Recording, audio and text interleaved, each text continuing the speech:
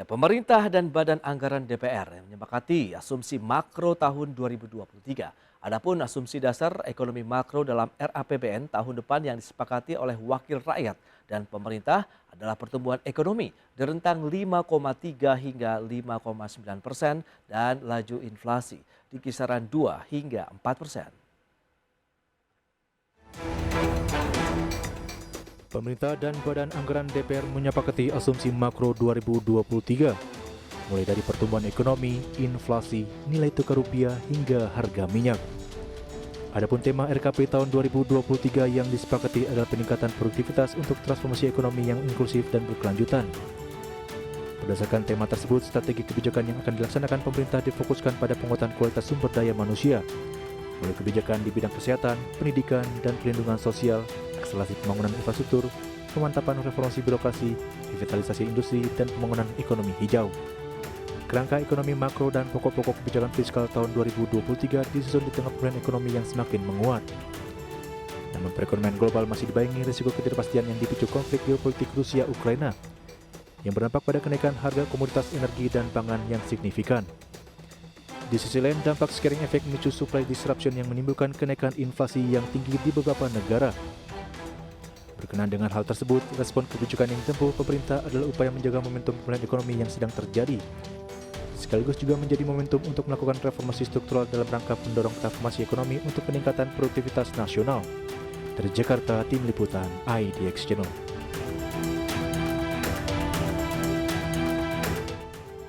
Ya, asumsi dasar ekonomi makro dalam RAPBN tahun 2023 yang disepakati oleh wakil rakyat dan pemerintah adalah seperti yang bisa Anda saksikan di layar televisi Anda. Ya, kita lihat dari sisi pertumbuhan ekonomi. Ini sudah dipatok sekitar 5,3 hingga 5,9%. Kemudian inflasi antara 2 sampai dengan 4%. Nilai tukar rupiah 14.300 sampai dengan 14.800 rupiah per dolar Amerika. Adapun tingkat bunga untuk surat utang negara dengan tenor 10 tahun 7,34% sampai dengan 9,16%. Sementara harga minyak mentah Indonesia dipatok 90 sampai dengan 110 dolar Amerika per barrel. Adapun target dari lifting minyak bumi 660.000 sampai dengan 680.000 barrel per hari, sementara untuk lifting gas buminya antara 1.050.000 sampai dengan 1.150.000 barrel setara minyak per hari. Dan selanjutnya, bagaimana dengan target pembangunan di tahun depan? Tingkat kemiskinan ini antara 7,5 sampai dengan 8,5%, kemudian tingkat pengangguran terbukanya 5,3 sampai dengan 6%, rasio Gini 0,375 sampai dengan 0,378, kemudian indeks pembangunan manusia 73,31 sampai dengan 73,49, nilai tukar petani 105 sampai dengan 107, nilai tukar nelayan 107 sampai dengan 108.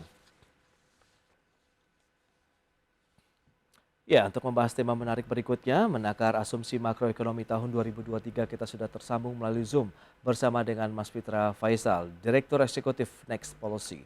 Selamat pagi Mas Fitra. Selamat pagi Mas Pras. Iya, salam sehat Mas. Iya, sama-sama Mas. Ya, terima kasih atas waktu yang disempatkan. Ini kalau kita bicara mengenai asumsi makroekonomi di tahun depan sudah disepakati pemerintah dan juga wakil rakyat. Anda melihat bagaimana nih komposisinya di tengah juga gejolak global yang juga tidak tahu kapan akan berakhirnya nih Mas Fitra? Iya, di satu sisi ini menyiratkan optimisme dari pemerintah, yang mana pemerintah sudah selayaknya mencantolkan optimisme dari proyeksi-proyeksinya. Oke. Jadi nggak mungkin pemerintah pesimis. Dalam hal itu bisa menjadi anchor ya buat para pelaku ekonomi ya, untuk kemudian bergerak searah dengan semangat positif tersebut. Tapi di sisi yang lain tentu kita juga harus melihat bahwa jangan sampai optimismenya terlalu berlebihan. Nah, dalam konteks ini saya masih melihat ini masih cukup moderat ya, optimismenya tidak bukannya tanpa dasar, tapi ada dasar-dasarnya juga. Meskipun demikian, ada beberapa kewaspadaan gitu ya. Jadi misalnya kalau kita bahas satu-satu. Pertama dari sisi pertumbuhan ekonomi. Nah, dari pertumbuhan ekonomi kita lihat saja dari tahun 2022 ini sebenarnya kalau dari proyeksi kami itu proyeksi paling optimis 5,4%, proyeksi yang moderat 4,6%, sementara proyeksi yang pesimis itu 3,9%. Artinya kalaupun nanti di tahun 2023 itu trennya itu mungkin tidak secepat ya tahun 2022 ini ya, itu saya rasa tren 5,2 sampai 5,9% itu masih achievable gitu ya. Taruhlah sekarang mungkin kita berada dalam rentang yang moderat 4,8%. Nah, untuk mencapai 5,2% itu sebenarnya seharusnya secara teknis tidak terlalu sulit begitu. Baik. Itu dari sisi pertumbuhan ekonomi ya. Tapi kalau kita dari surplus perdagangan kita begitu, berarti ekspor kita juga semakin membaik dan juga berhasil mengurangi dari sisi impor. Apakah ini bisa menjadi modal juga nih di tahun depan untuk menatap optimisme tadi? Ya, betul Mas Pras. Salah satu sumber dari pertumbuhan adalah tentu beranjak dari surplus komoditas gitu ya. Kita bicara sekarang bagaimana tren komoditi super cycle yang juga membantu APBN ya, dan bagaimana APBN itu bisa menjadi bantalan bagi pertumbuhan ekonomi ke depan atas shock-shock yang akan terjadi. Tetapi yang perlu dicatat juga bahwa berdasarkan hasil simulasi kami, ini menunjukkan bahwa kalau misalnya kita terlalu mengandalkan ekspor komoditas ya, di kuartal ke-2 tahun 2023 itu kita akan terpapar jalur imported inflation. Jadi begini, komoditas-komoditas ini, besi baja, kemudian barang-barang tambang dan seterusnya, itu kan adalah input produksi buat industri gitu ya. Betul. Sekarang kondisi kita adalah oversupply. Nah, kondisi yang oversupply ini memang pada akhirnya membuat para eksportir ya ingin memanfaatkan harga internasional. Ya memang sekarang lagi membumbung tinggi. Tapi di sisi yang lain, ketika nanti saatnya dibutuhkan, dan proyeksi saya kita melakukan beragam proyeksi, dan salah satunya adalah di tahun 2023 ini sudah mulai tumbuh industrinya dan demand kepada input produksi akan meningkat. Nah, dalam kondisi itu kalau misalnya langka, maka ini justru akan kemudian mengkoreksi pertumbuhan ekonomi gitu. Jadi ketika dibutuhkan tidak ada, maka cost ya of doing a production itu akan meningkat. Nah, pada akhirnya ini juga akan bermasalah juga dan akan memiliki tren kontraksi terhadap pertumbuhan ekonomi yang tadinya alih-alih mencapai di atas 5%, mungkin bisa terjerembab di bawah itu. Nah, oleh karenanya kita juga harus berhati-hati, jangan sampai terlalu agresif. Nah, satu lagi yang terkait dengan itu Mas Pras, kalau boleh, ini target inflasi. Ya, target inflasi di tahun depan memang sebenarnya masih dalam rentang yang cukup moderat, yang setara dengan 3 plus minus 1% yang selama ini sedang terjadi. Tapi ingat bahwa gap antara producer price index dengan consumer price index itu sudah sedemikian besar, gitu ya. Nah, ini kan produsen lagi menahan tidak menaikkan harga, gitu ya. Betul. Consumer price index sebenarnya ini masih cukup stabil, tapi producer price index sudah melonjak. Nah, dari simulasi kami juga, ini kemudian memprediksikan bahwa probabilitas bergesernya ya gap tersebut, artinya gap ini kan tinggi nih, ini akan semakin narrow mulai dari secepat-cepatnya di kuartal 3 tahun 2022 ini. Maka dalam hal itu kita mungkin akan menyaksikan tren inflasi yang meningkat ya mulai dari tahun ini. Nah, itu juga harus waspada. Jadi jangan sampai kemudian tekanan dari si komoditas yang tadi kita ekspor itu kemudian karena terlalu agresif kita tadi langka dan seterusnya, dan pada akhirnya juga akan menimbulkan inflasi dari sisi supply. Nah, sekarang inflasi yang kita terjadi di tahun ini sebenarnya lebih banyak didorong oleh dorongan permintaan yang mana itu bagus buat perekonomian. Makanya Bank Indonesia dalam hal ini masih stay di stance-nya tidak akan menaikkan suku bunga. Karena apa? Karena ini memang momentum pertumbuhan di tahun 2022. Kapan lagi? Jangan sampai kita jatuh lagi. Tapi di sisi yang lain ada bayangan inflasi itu yang mungkin akan terjadi mulai dari kuartal 3 tahun 2022. Baik, tapi kembali lagi kepada imported inflation tadi. Kalau kita lihat tadi sektor dari sisi industri baja begitu. Apakah industri baja saja yang menurut Anda ini memang mesti dicermati atau ada sebenarnya warning dari sektor lain begitu? Macam-macam, Mas Pras ya. Jadi kalau kita lihat misalnya ya, dari kita oversupply di pupuk, kemarin sudah ada wacana ingin mengekspor pupuk besar-besaran. Tapi ingat, kita nanti juga butuh gitu kan untuk perluasan tanam dan produksi itu pupuk. Besi baja tadi kita sudah sebutkan, itu sudah banyak diekspor. Yang kemudian yang juga tidak kalah pentingnya ini sekarang imbas dari Rusia dan Ukraina, ini Jerman dan negara-negara Eropa lain, ini mulai beralih lagi ke batu bara.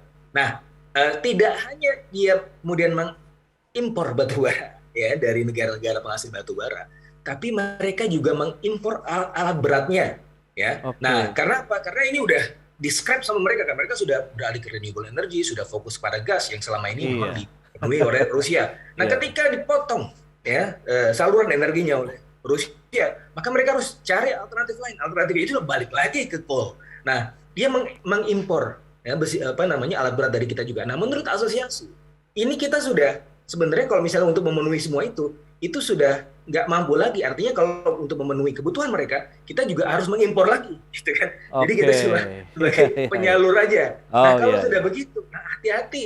Nanti ketika kita butuhkan misalnya, sekarang kan batu bara kita masih berlimpah. Terus nanti alat beratnya dari mana? Orang semua diekspor ke Eropa. Nah, itu Betul, juga harus betul. hati-hati. Jadi semuanya ini dalam konteks yang harus Iya, iya. waspada.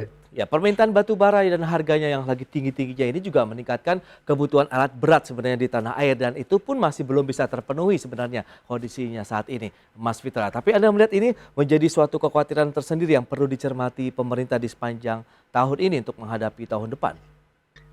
Intinya pemerintah harus mampu melakukan perfect foresight ya. Jadi harus melihat ke depan ya, tidak hanya di jangka pendek. Oke. Dalam hal ini ya pemerintah juga harus punya semacam threshold tertentu lah. Hmm. Jadi tidak semuanya harus diekspor untuk memenuhi target-target di jangka pendek, KPI-KPI di Oke. jangka pendek. Oke, surplus, tapi bagaimana ke depan? Nah, ini kan juga akan jadi masalah. Untungnya ya, dari sisi kesinambungan fiskal, kita masih tetap terjaga gitu ya. Nah, ini adalah buah dari memang macro prudential dan fiscal prudentiality selama ini yang dilakukan oleh pemerintah dan juga Kementerian Keuangan. Meskipun kemarin kita sudah lewat dari batas defisit gitu ya, tetapi sekarang Ya. kan mulai perlahan di smoothing down. Nah, cuma ada catatannya, Mas Pras. Ini kita kan juga terpapar energi terutama dari minyak bumi. Nah, kita masih bisa memberikan subsidi minyak bumi ini lewat kantong yang lain. Artinya komoditas lain masih begini, gitu ya. Jadi Ya, pendapatan oke. pemerintah dari batu bara, komoditas lain itu masih bisa kemudian dimanfaatkan untuk subsidi. Tapi ingat ya, kita juga pernah mengalami ini windfall profit post 2008 crisis. Nah, ketika itu kemudian jadi masalah. Karena apa? Oke. Karena subsidi ini kan istilahnya bakar duit gitu ya. Betul. Ini nggak jelas juga siapa yang harus kemudian subsidi. Oke, memang ada kontrol dari sisi hilirnya, ada aplikasi-aplikasi tertentu dari My Pertamina dan seterusnya. Tapi seberapa kuat kontrol pemerintah untuk mengontrol subsidi itu? Nah, alih-alih melakukan itu, seharusnya yang bisa dilakukan pemerintah sekarang adalah care, fokus pada kelompok-kelompok yang memang bisa terpapar risiko paling tinggi. Nah, salah satunya adalah Oke. kelompok 40% income paling bawah. Nah, ini yang kemudian harus dijaga. Kalau yang orang-orang kaya nggak usah dijagain lagi. Mereka sudah Ya, ya. bahkan sudah mengalami peningkatan profit yang luar biasa selama pandemi justru. Yang kita harus care kan yang 40% di bawah. Yang 40% di bawah ini apakah mereka punya smartphone ya untuk Baik. kemudian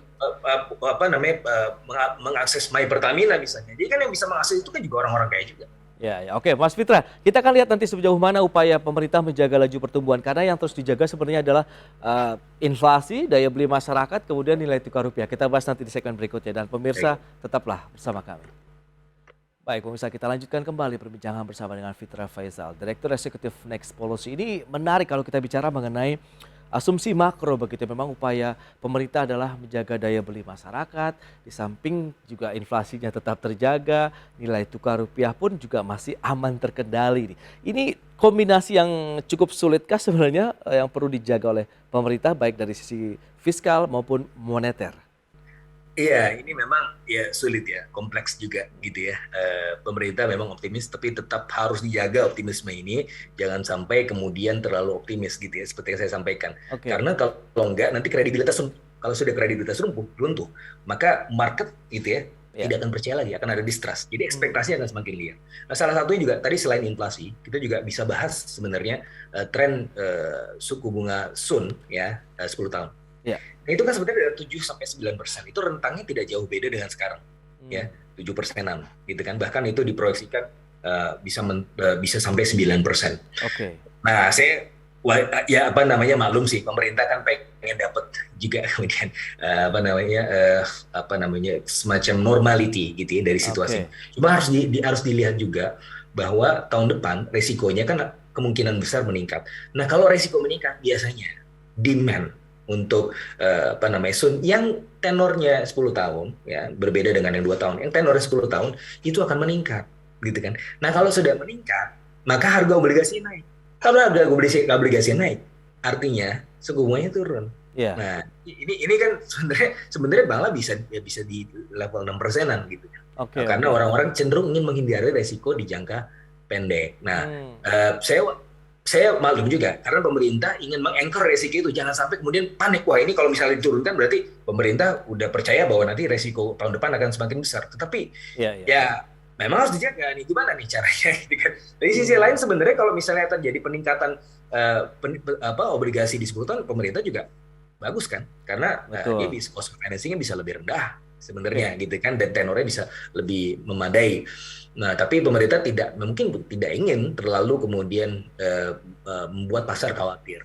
Ya, tapi kalau kita bicara mengenai tingkat suku bunga Sun Ya, benchmark memang 10 tahun begitu. Tapi dibandingkan dengan kondisi global tantangannya bagaimana kan? Inflasi juga tinggi, negara-negara ya, maju kemudian mereka menaikkan suku bunga acuannya sehingga ada gap yang bisa menarik minat juga nih. Capital outflow bisa terjadi di Indonesia. ya, ya. Sebenarnya kecenderungan capital outflow ini sudah mulai muncul ya. Kalau Oke, kita bisa lihat international reserves, cadangan devisa kita justru turun kan. ya. Ya, selain itu memang digunakan untuk bayar utangnya jatuh tempo, kemudian program sterilisasi dan minimum Bank Indonesia, tapi juga kemudian ada sedikit-sedikit capital outflow. Ya, padahal kita kan juga ada trade surplus dari current account yang positif, artinya sebenarnya balance of payment dari sisi international reserve sebenarnya juga meningkat, tapi kan justru turun. Nah, ini sudah sebenarnya semacam leading indicator. Nah, tapi saya masih maklum bahwa ini memang momentum pertumbuhan. Nah, tapi di sisi yang lain sebenarnya fondasi kita dibandingkan dengan negara-negara lain. Pak Jokowi kan sudah bilang ada kira-kira 60 negara ya, dalam pantauan dan kewaspadaan gitu ya, Ya. untuk terjadi krisis yang besar. Nah, Indonesia untungnya punya beberapa faktor atau fondasi yang penting. Yang pertama adalah fiscal prudential. Nah, ini jangan sampai kemudian terpapar ya dari sisi tadi keinginan untuk fiscal capacity kita untuk mengentertain populisme Oke. dengan subsidi dan seterusnya, sehingga tidak prudent lagi. Yang tadi sudah proyeksi sudah smoothing, Ya. tapi kemudian melonjak lagi. Ini yang pertama. Jadi dari sisi itu sudah bagus. Yang kedua adalah dari sisi middle class kita, yang sebenarnya purchasing power-nya masih cukup memadai. Nah, middle class ini kan yang 20% dan 40% yang di tengah. Mereka sebenarnya tidak semenderita yang 40% di bawah. Justru mereka mengalami, beberapa dari mereka, ya sebagian dari mereka justru mengalami peningkatan income justru selama pandemi. Jadi ini juga masih kuat gitu ya dari sisi purchasing power. Meskipun harus care terhadap yang paling berisiko tentunya. Nah, yang ketiga juga yang paling penting, kebanyakan dari negara-negara lain ini mengalami potensi stagflasi. Stagflasi artinya sudahlah pertumbuhan ekonomi yang mengkerut, inflasinya naik. Kenapa inflasi naik? Ini karena memang ada cost push inflation. Karena biaya produksinya meningkat, sehingga Oke. produksinya turun, inflasinya naik, gitu kan? Ini yang terjadi di negara-negara lain. Karena apa? Kondisi mereka adalah langka dari sisi input produksi. Ya, akhirnya terpapar lewat harga internasional. Nah, Oke, kita oke. kondisinya masih oversupply. Kalaupun terjadi inflasi, itu masih demand pull inflation tadi yang saya sampaikan, bukan Ya. cost push. Artinya tidak, probabilitas terjadi stagflasi itu sebenarnya cukup kecil. Nah, tapi ya harus waspada bahwa ini bisa bergeser menjadi cost push inflation kalau kita tidak waspada tadi, bisa diekspor berlebih-lebihan sehingga nanti input produksinya langka juga. Nah, ini juga harus mending kita jaga dengan baik. Baik, dari penetapan untuk nilai tukar rupiahnya sendiri cukup nyaman di level itu, sekitar rentangnya tadi 14.300 sampai dengan 14.800. Nah, kalau untuk rupiah sebenarnya ini cukup delicate ya, karena memang untuk meng-anchor rupiah secara runtun waktu kita melihat pengalaman selama ini memang nggak sulit gitu ya, Oke, selalu meleset, hampir selalu meleset karena faktor eksternalnya sangat banyak, contagious betul. faktornya juga cukup besar. Apalagi ini kita melihat bahwa the Fed akan selalu gitu ya melakukan semacam rekayasa yang sifatnya adalah demand destruction. Artinya sekarang nih kondisi selama ini akibat dari fiscal stimulus, monetary stimulus, ini kan ada demand overshooting Mas ya. Jadi ini yang memicu salah satu inflasi di Amerika juga Yes. ya, karena memang supply-nya lambat menyesuaikan. Nah, tapi di sisi yang lain mereka untuk mengantisipasi inflasi yang meningkat itu, mereka meningkatkan suku bunga terus untuk kemudian menurunkan ya potensi demand itu, dan ternyata ini menjadi anchor global. Nah, masalahnya kalau ini terjadi, ini potensi capital outflow kan akan semakin tinggi ya. Jadi kita mendengar bahwa nanti di bulan Juli itu akan ada pengumuman berikutnya, kenaikan berikutnya. Nah ini kan semakin lama kondisi kita semakin tertekan gitu ya. Oke. BI semakin sulit untuk menjaga nilai supply di level yang sekarang, meskipun sekarang masih cukup memadai ya, tapi ya semakin lama semakin tertekan, sehingga dalam kondisi itu bisa jadi rupiah bisa tembus kemudian di atas threshold yang kemudian diekspektasikan. Tapi sekali lagi Mas Pras, saya masih bisa maklumi karena pemerintah dalam hal ini kan memberikan anchor positif pada market ya, jangan sampai kemudian pemerintah punya ekspektasi terlalu negatif, misalnya di level 15.000 atau bahkan 16.000, dan ini justru akan membawa market ke sana. Tapi di sisi yang lain, ya jangan sampai juga ketika 14.000 ini gapnya terlalu jauh dengan reality nanti di depan, karena ini juga memposisi kredibilitas. Maka dalam hal ini saya seharusnya ya bisa maklum, pemerintah itu sulit sekali kerjanya. Baik, nah lantas bagaimana dengan harga minyak mentah dunia juga yang dipatok 90 sampai dengan 110 dolar Amerika per barrel. Ini juga yang sempat menjadi kendala kan kita akhirnya subsidi energi kemarin sudah ada permintaan sampai dengan 502 triliun lagi. Betul.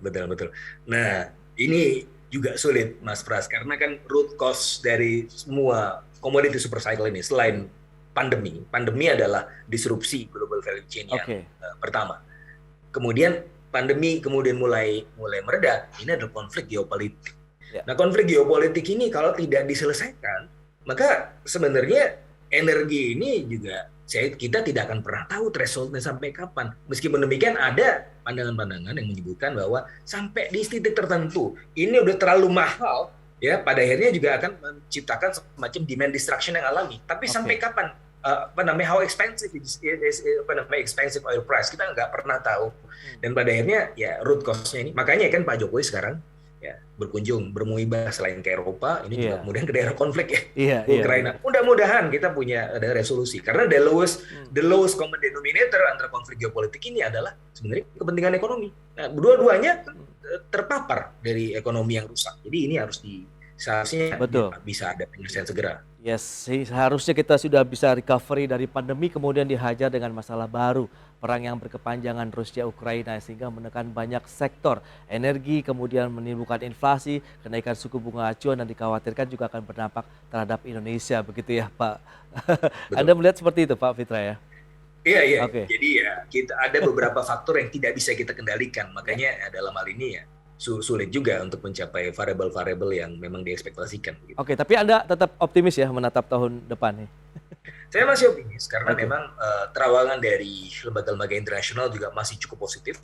Meskipun ada sedikit koreksi, tapi untuk Indonesia seharusnya masih bisa lah di atas 5%. Itu dia, kita harus membangun terus optimisme bahwa perekonomian Indonesia bisa lebih maju lagi di tahun depan. Baik, Pak Fitra, terima kasih banyak atas waktu dan sharing yang Anda berikan. Dan semoga ini juga menjadi insight baru bagi pemirsa IDX Channel. Selamat melanjutkan aktivitas Anda kembali. Salam sehat, Mas Fitra. Ya, sama-sama Mas Pras. Baik pemirsa, 1 jam sudah saya menemani Anda dalam Market Review. Saya Prasetyo Wibowo, beserta kerabat kerja yang bertugas undur diri. Terima kasih dan sampai jumpa.